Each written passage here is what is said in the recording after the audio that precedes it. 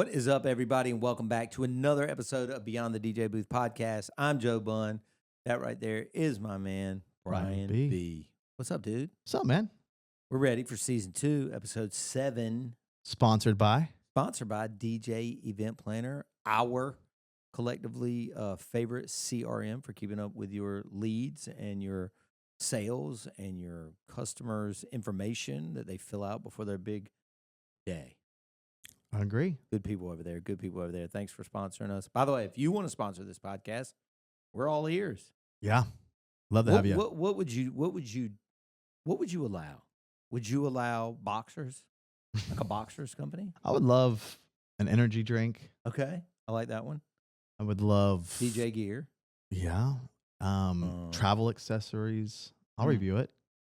I'll do any kind of travel What would sponsor. you not allow to be like a sponsor? Yeah, How about Squatty Potty? Yeah, that's a pass. A hard pass. Stern advertises Squatty Potty. Does he? Yeah, he shits in it. Wow. I don't know if I can go down that. What else is a no for you? Sex toys. Yeah, probably not for me. No good. I mean, what are you using these days? I didn't know. Yeah, you're so up on the. How about like I'm just trying to think of some other stuff that you would say no to.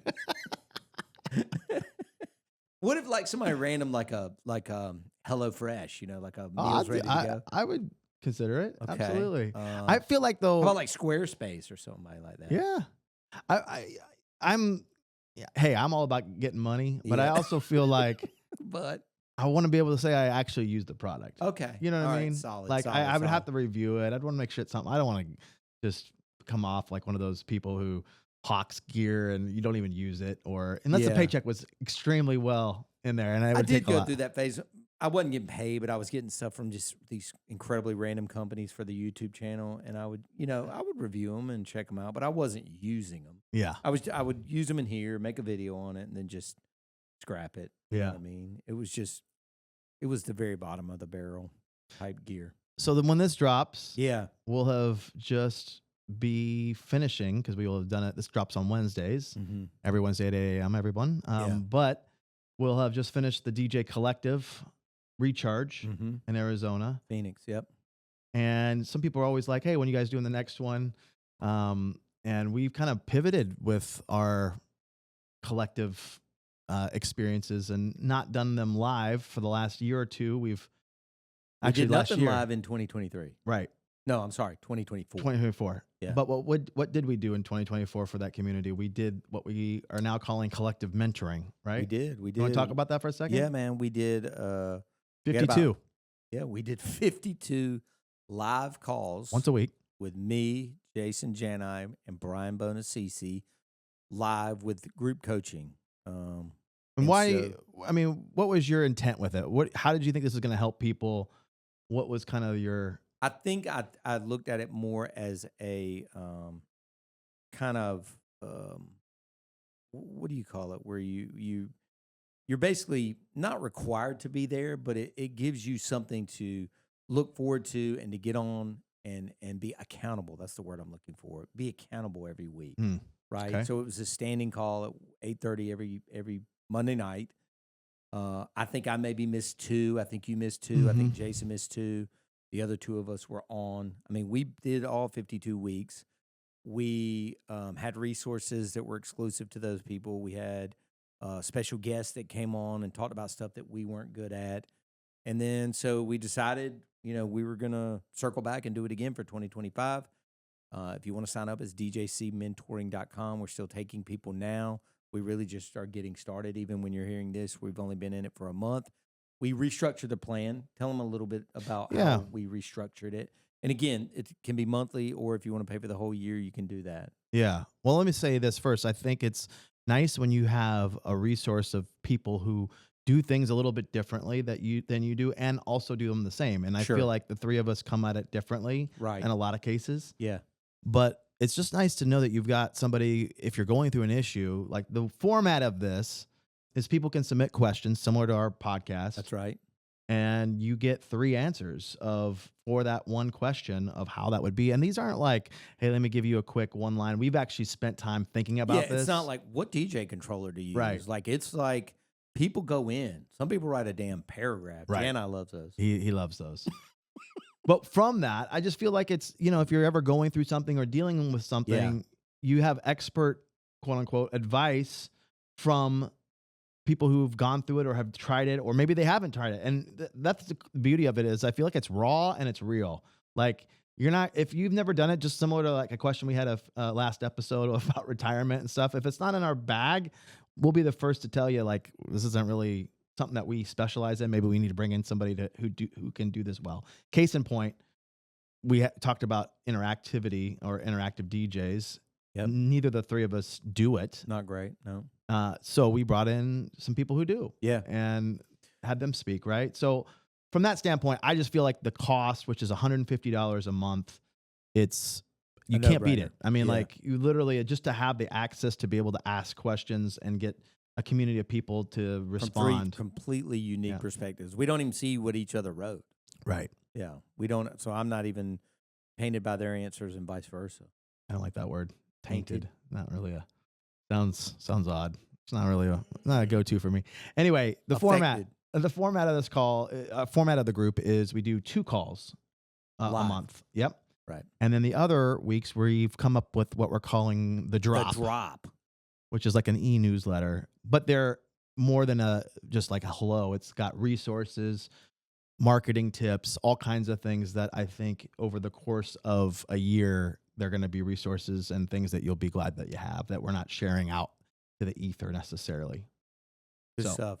DJCmentoring.com. Yeah. All right. I know we're going out of order here. Okay, one last thing. Yes. This is kind of an icebreaker opener. But if you were an artist or a DJ who's on tour, and you could put together your writer, right, what would be some of the more ridiculous things that you would want added to it? Is there anything like, would you want green M&Ms? Would you want a alpaca backstage? What would be on the Joe Bun thing that you've always wanted, like, that you would be like, man, would be cool to have on my writer? Is there anything that sticks out? Man, I really, not really. Like, I've thought about this before. I've seen real writers before. I've heard stories of the Van Halen, like, making people pick all the green M&Ms out. I don't know if that was true. Well, I saw whoever it was. Blink 182 used to do a goat, a baby goat. Goat? They want a goat just to see if people are reading it. Like, they were just like, they didn't do anything for them creatively. right. They just wanted you to find a goat, a baby goat. Wow. Was that true? Is that I actually don't know, but it might be an urban legend. But that's what I remember reading in some. I don't really have anything, man, because I mean the things the things that I love, I'm trying to quit the Twizzlers and the Skittles and the red dye. Did you see they're banning the red dye number 9? I did see that. Somebody went through a store and like highlighted all the things. I was like surprised how many things had that in there. They get there. It's like 2-3 years from now though. Like, oh, okay, so it's not coming up like this year. Not coming up soon. But they're like, how about you? Okay, because you're an actual touring DJ to an extent. Like, yes, I wouldn't say I do it every weekend, but like, any of the corporate shows, they ask me for my writer in a lot of cases. Okay. Like, it's not like Epic Games where, it's local. But we could have gotten a writer there. Yeah, probably. So one of my go-tos, which is kind of a bougie thing, I mean, but not really, but I just want to see if they're reading it too, is Alani fresh energy drink. Socks. Fresh ankle high, size 10 black socks. Interesting. And does it have to be brand specific? No, it just has to be brand No Bombas? No, I don't. No Ondos? No, and the reason why, it's got to be breathable, the material. Yeah. But I've had it happen where like I've come from a plane and had to jump right down there, and I'm tired or whatever. But fresh socks bring you back to life. Bring me back to life, bro. And I never have to worry about shopping for socks. Usually people don't give me like one pair; they give me a whole pack. Right. So I'm taking that home, refreshing the canister. No with booze, some fresh no beverages. Beverages, no, I do have some. So like I used to be the Red Bull guy. Yeah. Now I've kind of moved to the Alani, so that's on the rider. And then I get bougie Snacks? with the water too. So I'm what is it? The Fiji water. That's my go-to. Yeah, that's bougie as hell. And so it's got to be the Fiji water there. No And those are booze? I don't drink. Yeah. I'm not much of a Yeah. drinker. I know you are. How about the snacks? Goldfish, Cheez-Its, Nah, I just Dots, pretzels. no. The other thing I'll say on the rider is like Chex I gotta Mix, have family size. I gotta have free Wi-Fi. Oh yeah, absolutely. Gotta have free Critical. Wi-Fi. You mean like if the hotel tries to hit that's like Well, if I'm in a room, I'm like if I have a green room. yeah, So the things in the green room are gotta be free Wi-Fi. yeah, All those drinks. yes. Fruits, Ooh, and then a full-size mirror. wow. With How often does this with happen hangers. where you pull this out on somebody? It's probably like 4 or 5 times a year. Damn, that's pretty dope. Sometimes they'll go all out and they'll Yeah. get me, a couch in there, different things. It just depends. No baby goat. No baby No goat. I haven't pets. gone that. I haven't gone No that. The pets. socks always throws people off. Though. They're like, why do Right. you need socks? I'm like, I just want to be fresh, man. If I'm coming off of it. I do ask for towels, like hand towels, Okay. fresh white. Yeah.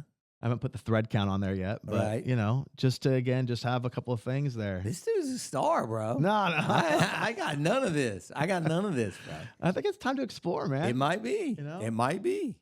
I mean, we do a couple shows a year where I feel like we could probably throw it out there on Get them. some Red Bulls. Right, some bulls. Yeah. What would you ask for, Saquon? Like, let's say you Saquon's up and coming producer. He's got group. Yeah, Like, I y'all are out need- on I tour. Need, Mobile vocal booth.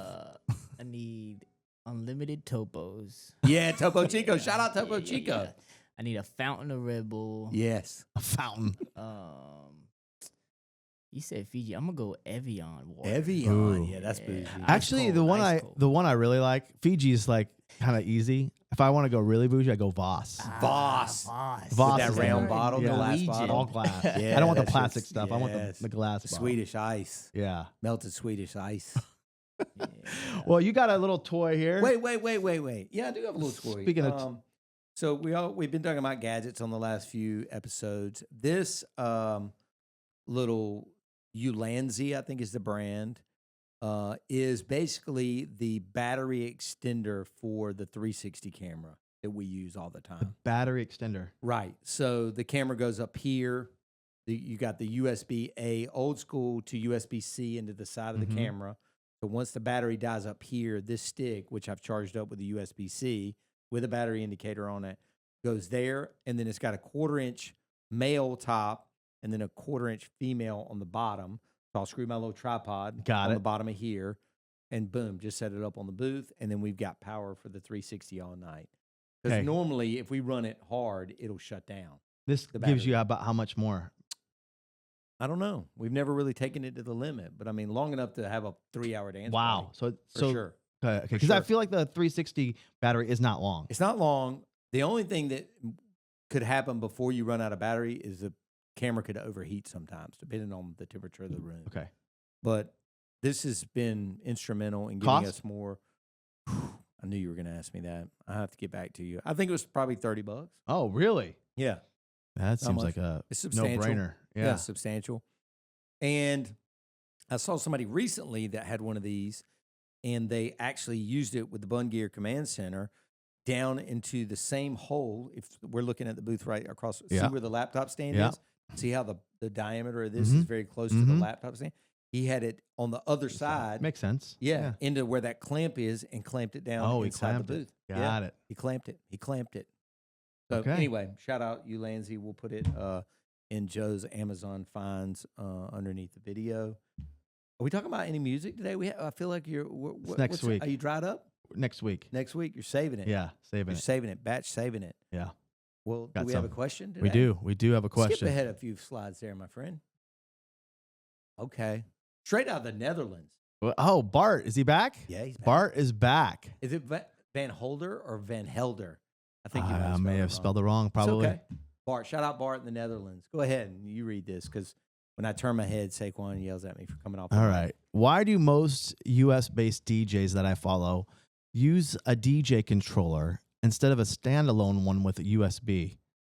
I use an RX3 from Pioneer with a USB. I always have my laptop hooked up so that I can download requests and play them via link mode.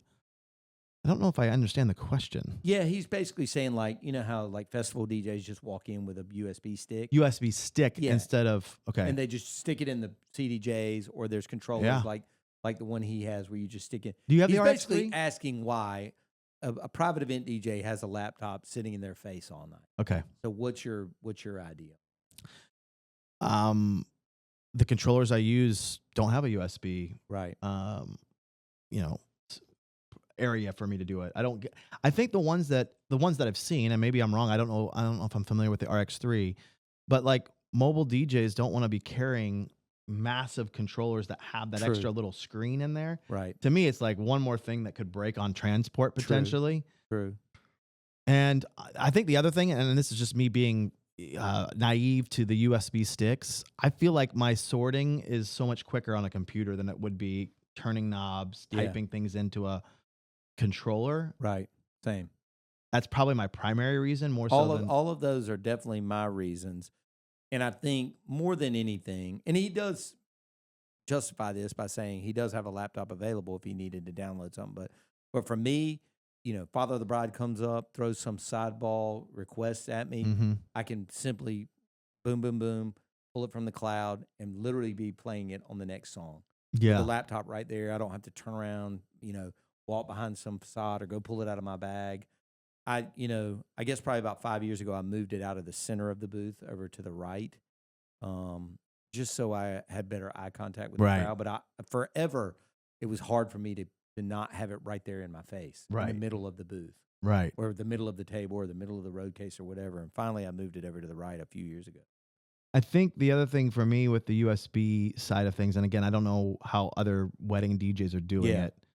In my head, I think it's for somebody who's like a headliner who has a pre-figured out set. Yes, right. And I just feel like, at least the way I approach weddings currently, like I don't come in there with that kind of mindset.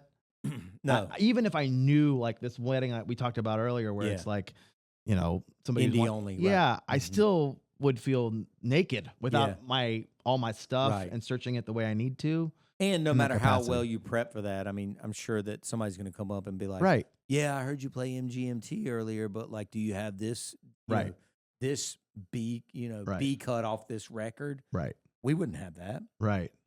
So I can either stream it off that laptop or download it. Yeah. I'm trying to think of, I mean, the advantage to going USB is obviously more connection with the crowd. You don't look like you're got Serato face or something along those lines, right? Right. Shout out Crate Hackers. It's just, I don't know, man. For me, I don't see me going away from the laptop anytime soon. Right. I really don't. I mean, I prep my music on it. I only use my laptop for DJing only. Like I have a completely separate laptop when I'm doing work, like even on a plane. The big, whatever 17-inch that they came out with, M1 from several years ago, is strictly for DJing. I don't have any mail on it. I rarely, I mean, I'm not going to tell you I don't get on the internet on it. I do, but I mean, it is very music heavy. Yeah. That's all that's on that Dropbox that's synced to that. There we go.